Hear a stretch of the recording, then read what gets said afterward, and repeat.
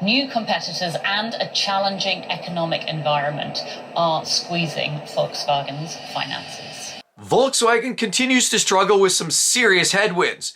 Many of their vehicles are not selling, their plants are looking at contemplating closing, and on top of it all, there looks to be a strong promise that 3,000 jobs could in fact be lost due to layoffs. The German car maker is also considering closing car plants in Germany. Now, the job guarantee was supposed to last until 2029, and the VW Workers' Council now says it is gearing up for a fight. Where the entire regular car market is seeing massive increases, 8% increase in August by Cox Automotive, used car sales increased by 4%, August was the best month in 2024 so far for sales of both new and used, and new vehicle inventory is down about 16% since 2019. So while the majority of the automotive market is doing quite well, there are certainly some outliers. We know Stellantis is struggling. There's some challenges with management, UAW strikes. Cost, of course, a lot of these vehicles are grossly overpriced and people just aren't buying them, whether it's Jeep and Ram or Chrysler or Dodge. Nobody wants them. Nissan's also struggling, giving all their profits away because they're spending all of their money on incentives and trying to prioritize getting customers inside the door. Of course, as well, knocking off prices. Just selling a vehicle is challenging these days for Nissan, and a lot of customers are looking elsewhere. But the big news falls on Volkswagen these days, with the Volkswagen Auto Group consisting of many brands from Porsche, Audi, Volkswagen themselves, and beyond. A lot of those brands are clearly marketed as a premium German manufactured vehicle. But unfortunately, a lot of customers are looking for more cost-effective means of transportation. And what does Volkswagen come out and do? Is going to terminate a job security agreement that has been in place with workers for the last 20 years. Well, a lot of their e-tron Q8s and Audi e-tron GTs, and a lot of their electrified vehicles are not selling. Porsche Taycans, not selling. A lot of these vehicles aren't selling very well, with headline news like, Volkswagen Group warns of slowing sales in 2024. Or as well, Volkswagen, BMW, Mercedes are getting left in the dust by China's EVs. Or US Volkswagen ID4 sales continue to decrease in Q2 of 2024. As well as comments from some of the executives over at VW Land, such as Marco Schubert says, after 9 months, Volkswagen Group deliveries are around 3% down on the same period last year in a market environment that remains challenging.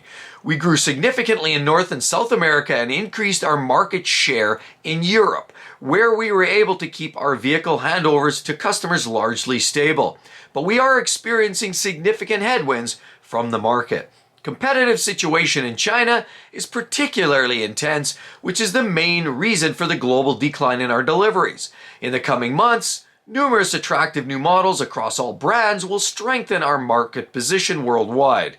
In addition, however, a better cost base, particularly in Germany, is essential to remain successful in this environment in the future. Things are so bad that Volkswagen cut its annual forecast twice now in 3 months. And they cited that because of weaker than expected sales performance from their passenger car division is a big reason why they were seeing the decline over at Volkswagen. So when you come in and do business with myself, you're going to experience a few things.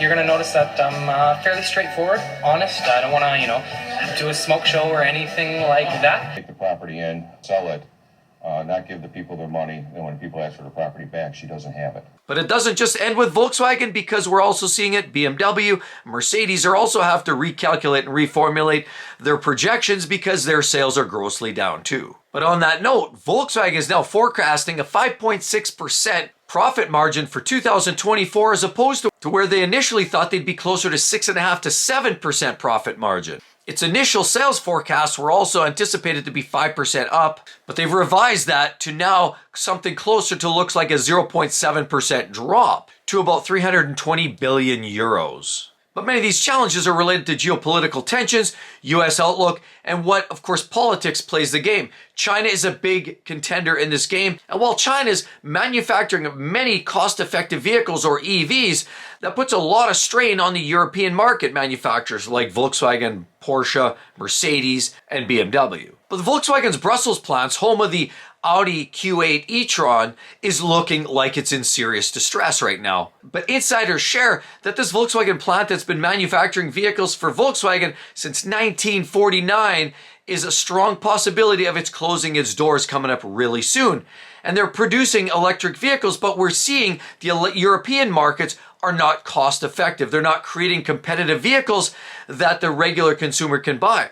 Audis, Porsches, and even some of the Volkswagens are still more money than a lot of their competition, means it's just out of the reach by a lot of buyers. And that leaves the brands like BYD and the Chinese manufacturers ready to kick the door open and steal all that market share. And one of the major models that this Brussels plant is manufacturing is the Audi Q8 e-tron, which we already mentioned. And sadly, they're seeing a gross decline in the output, the sales of that facility, which is capable of manufacturing up to 120,000 units per year. In 2022, they sold about 47,900 units. And for comparison's sake, 2023, they only sold 37,400. You could see the drop. And of course, this year, it's even worse. 23,900 vehicles look to be sold in 2024, making it a record-breaking catastrophic year for sales for the Q8 e-tron. And of course, for Volkswagen Audi Group. And while Volkswagen was trying to get its hopes up that sales would start to improve, that's simply not the case. And people are losing interest in buying not only expensive hybrid vehicles or expensive electric vehicles, they're also losing even less interest in premium vehicles, which are escalating in their base prices at an alarming rate. Therefore, they're essentially giving up on the hopes of buying any of these vehicles, and Volkswagen is starting to read the writing on the wall. And with no viable alternatives for repurposing this facility, the future does look bleak. So many workers are now protesting in these Belgian plants saying, look, it's not about a lack of interest of EVs, it's a lack of the right appropriate pricing for a lot of these vehicles. They're priced outside of the reach of most middle-class people. As a result, if this Brussels plant closes, there could be a job loss rate of about 3,000 workers possibly looking for new jobs very soon. So it was clear that Volkswagen was putting all of their eggs in that basket, hoping this transition would be much smoother, and they were trying to fast track the sales of a lot of their new ID vehicles,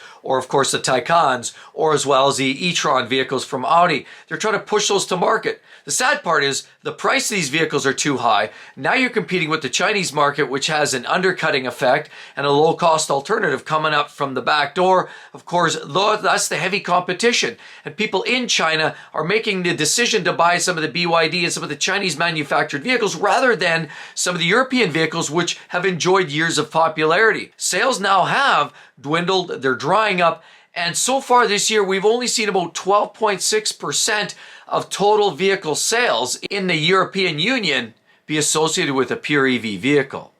So while sales are up, while sales are increasing, and while people are adopting the purchasing of electric vehicles, the bottom line is that it's just way too slow, and many of these manufacturers, for example, like Volkswagen, got a little ahead of themselves, overzealous, and now they're at a serious risk of shutting down plants, scaling back, reworking their whole idea and concepts of what type of vehicles should be on the market, and sadly, layoffs are abound. With all of that said, right there, where do vehicles that never get sold actually go? You're going to want to check that out.